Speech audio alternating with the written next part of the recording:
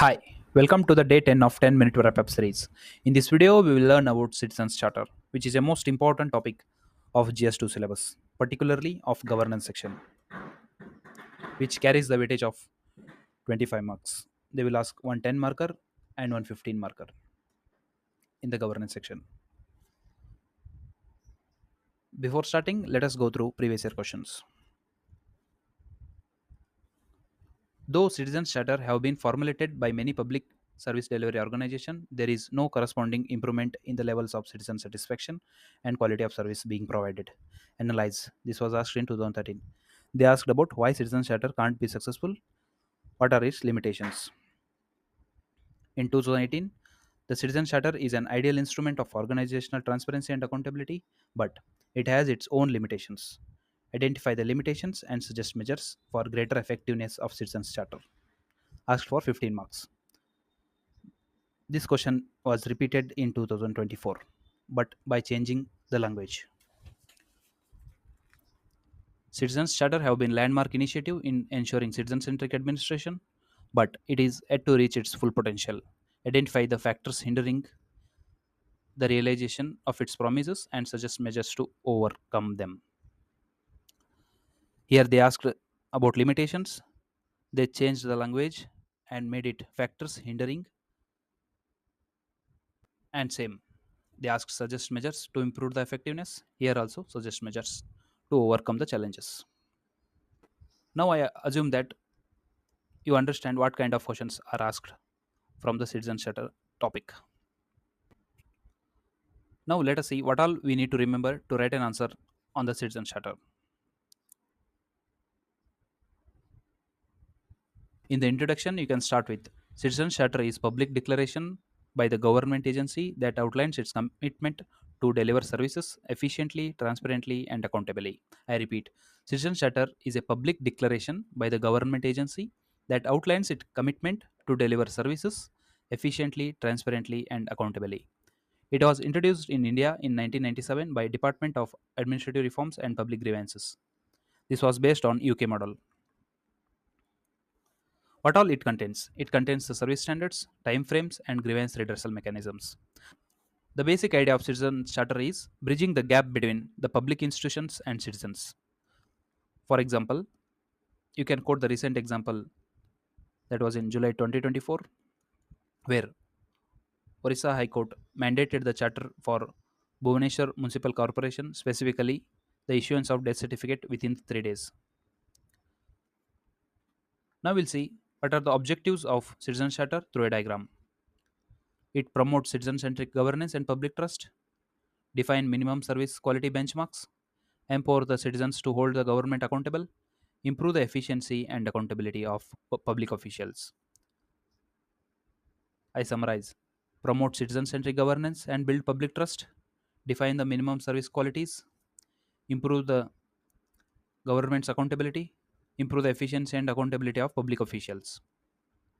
Now, let us see what are the challenges or limitations of Citizens Charter.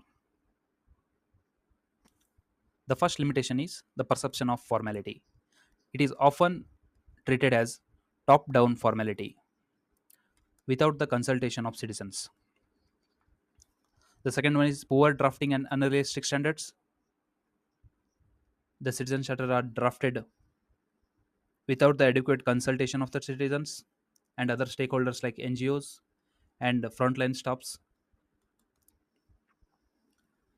For example, uniform charters in sectors like health and education, ignoring the local needs, lack of legal enforceability, that is, charters are non binding in nature, and there is no provision if the citizen charter is violated. The next one is inadequate staff training and capacity gaps, that is, frontline staffs often unaware of charter provisions due to the lack of training. For example, revenue and transport, public transport department staffs are unaware of the service commitments, lack of public awareness, that is, low public awareness about rights and standards mentioned in the charters. For example, the passport applicants are unaware of the guaranteed timelines. And the next one is absence of monitoring and revision, that is, inadequate systems of monitoring and compliance, collecting the citizens' feedback.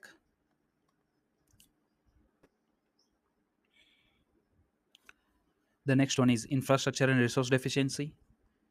There is a lack of physical infrastructure as well as human resource, and leading to the low service delivery. And there is uniform approach and implementation gap. That means informed charters applied across diverse agencies without the consultation of local needs.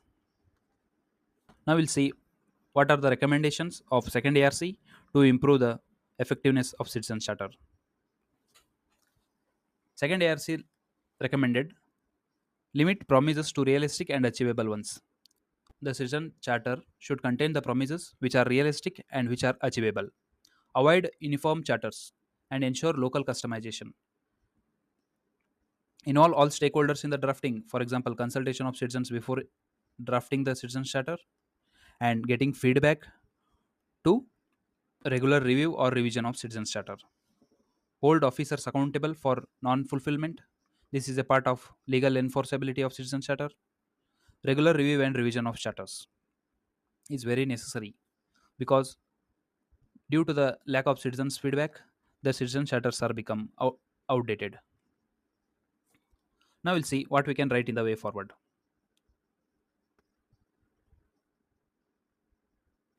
Enact the national legislation on citizens' right to public service, like Bihar enacted that right to public grievance redressal in 2016 Act.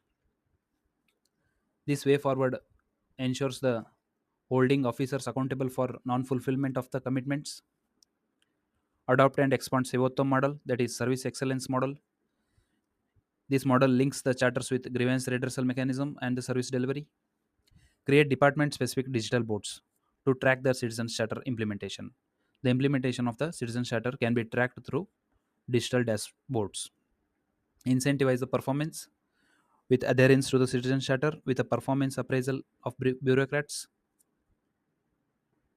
For example, Madhya Pradesh Lok Seva Guarantee Act 2010. It ensures time bound delivery of 375 services, and it contains the provision for legal enforcement, that is, violators face penalties. Now we'll see what we can write in the conclusion.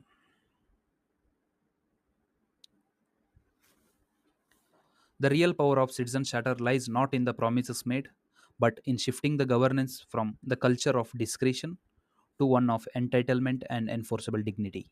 I repeat, the real power of citizens' charter lies not in promises made, but in shifting the governance from culture of discretion to entitlement and enforceable dignity. This much content is enough to write an answer on the citizens' charter. Now we'll summarize what all we studied in this video. I have given you the introduction to start with and a basic idea of citizens charter, the challenges. I have explained the objectives to the diagram and the recommendation of second ARC, which you can mention to enrich your answer. I have given you the way forward points and further conclusion. I will come up with the next important theme. Until then, I hereby signing off, one of the unreserved mind of UPSC community. Thank you.